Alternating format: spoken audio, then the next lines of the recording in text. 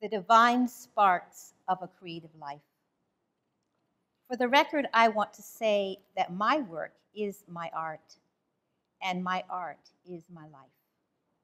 There is no separation, and that understanding has been the guiding light through which the threads of my life have evolved, through circles that move, but not always in a straight line.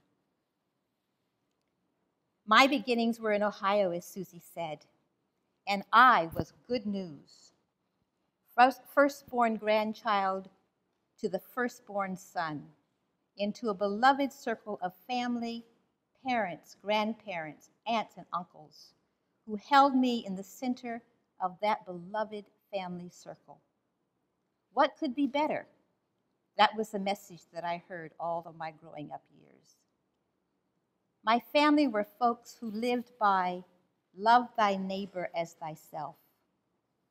Take no more than you need. These were the threads of understanding that held the family circle together. Trusting their view of the world in 1942 and their message to me, you can be anybody that you want to be. You can love, da da da da da da.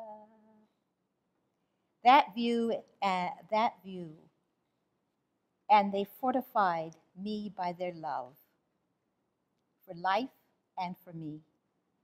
I was steadily coaxed along out of the family center, though metaphorically, it is where I have always remained.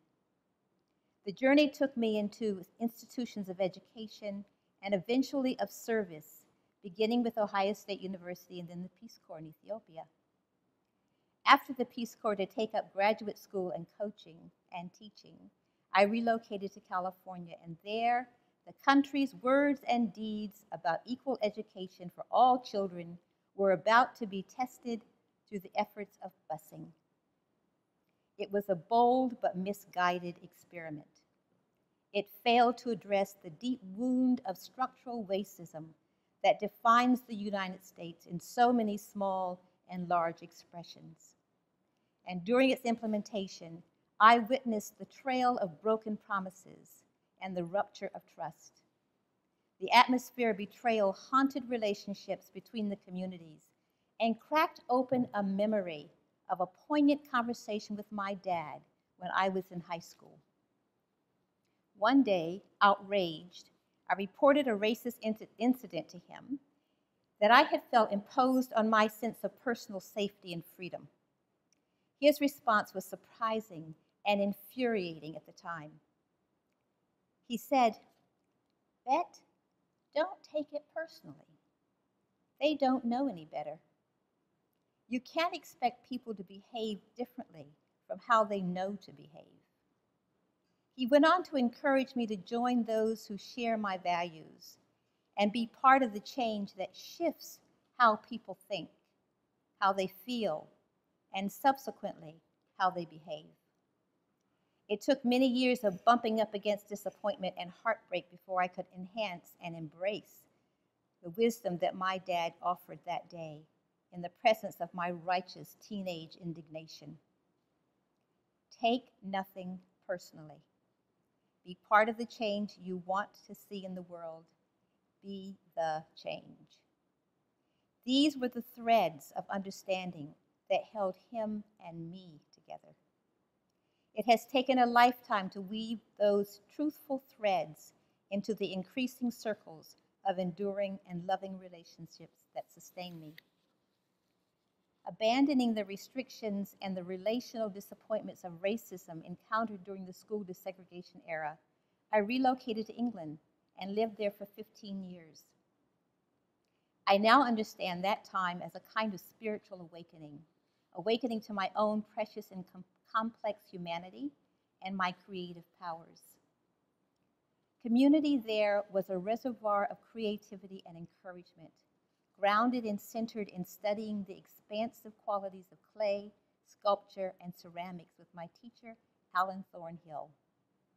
His method of teaching invigorated my senses to reimagine the world and my relationship to it. He put my big hands to work, and my heart and mind followed. the constructed identities of race and gender that I carried about myself, and we all carry about ourselves, receded as a new, integrated view of my whole self was invited to emerge, greatly enhanced in the practice of making and doing. Along with clay in my hands, I encountered the liberating practices of yoga and the discipline of meditation with teachers Penny Neal Smith and Feroz Mehta. Long before the popularity of mindfulness, Feroz offered contemplative practices for observing and training the untamable mind, seeing the ego for what it is, and not attaching to a self separate from others, reinforcing the thread of taking nothing personally. In the summer of 1986, my partner and I made the decision to return to the United States, to our families, and to Cape Cod with our 6-year-old daughter, Emily. Within our first months, an incident occurred which would test my learnings from England and my dad and bring a new understanding and connection to community that would define the rest and the next decades of my life. Sometime during the fall term of Emily's first grade school experience in Wellfleet, Massachusetts, she was called a nigger on the school bus. She did not know what the word meant, but could tell from the delivery that it wasn't a compliment. She was more confused by the young person's aggression than upset by the word, since it had no meaning to her. This one event, and the responses to it might explain the journey that led me here tonight with you. It was a spark that lit the fire of my activism. In approaching the school and other parents with curiosity and, "I know you will want to deal with this in an inclusive way," attitude, a movement of change to change the culture of the Lower Cape was forged, one which could raise the community's and my own awareness of racial prejudice and the presence of institutional and structural racism on the Cape. Recalibrating the incident from an individual issue to a community responsibility was critical to the outcome. In the spirit of an injury to one is an injury to all, we organized through peace-building circles and what would become known as restorative practices.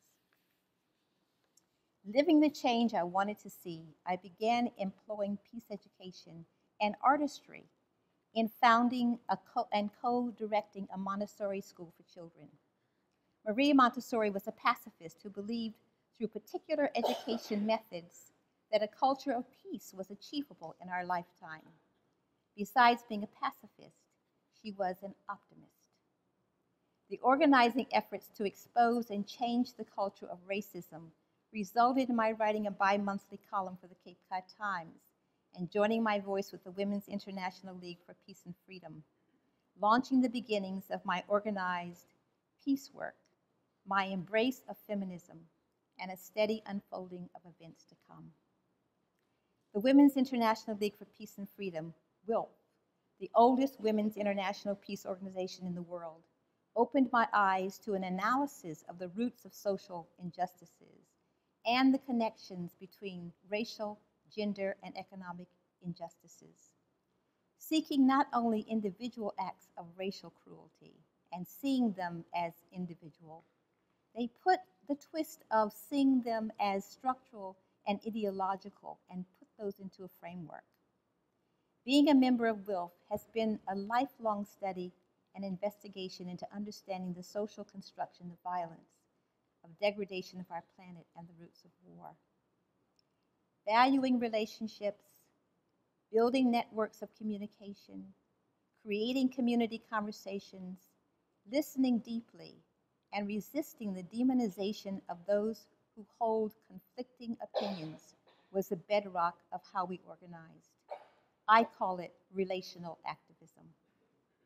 And in 2001, after serving as the U.S. WILF's president, I carried this process into a United Nations project in collaboration with the Hague Appeal for Peace, which I coordinated. The UN Peace and Disarmament Education Project served 4 countries in 4 continents. Using peace education in schools to reduce armed conflict and to prevent recurring incidents of violence was an imaginative idea for the United Nations. In the spirit of relational activism, I found partners in each country and listened as each community decided the content and implementation of what the program would embody. Avoiding the US model of doing to or doing for in this project, we chose being one of many doing with. In Cambodia, educators were motivated by joy to rebuild trust after a legacy of genocide. In Peru, peace education brought urban and indigenous teachers and students together. In Albania, the project invested in young people's leadership to recognize a new era after dictatorial isolation. And in Niger, we used the gifts of elders and oral traditions to resurrect the loss of tradition and community peace circles. Artists were engaged with educators to resurrect local cultural traditions of music, art, and movement. Communities rallied, lifting up the voices of women who are among the most impacted by violence and war was part of the disarmament strategy embodied in the project. And through the project, all the partners linked their individual insights and gifts to form a connected circle of peace and justice educators.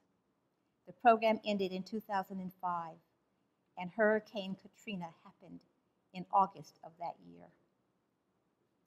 A few months later, I was invited to co-create a project for middle school young people returning to New Orleans after Katrina, which became Kids Rethink New Orleans Schools.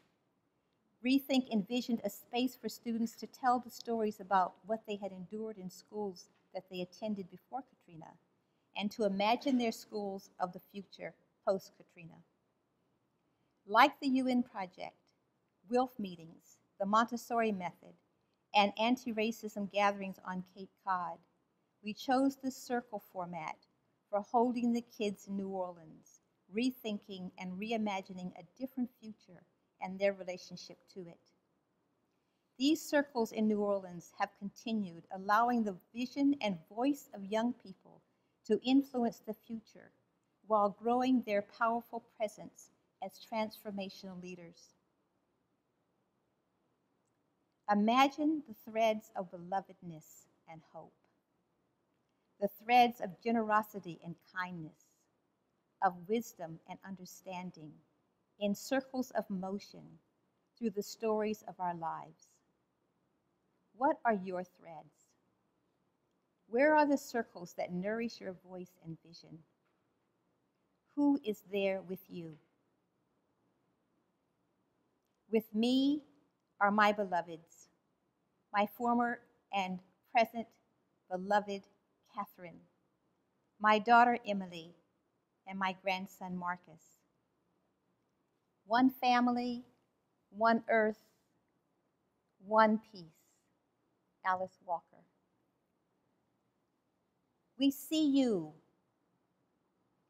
We see ourselves and know that we must take the utmost care in all things. Breathe in, knowing we are made of all this, and breathe knowing we are truly blessed because we were born and will soon die within the circles of motion. We pray that it will be done in beauty. We pray that it will be done in beauty. In beauty. Thank you.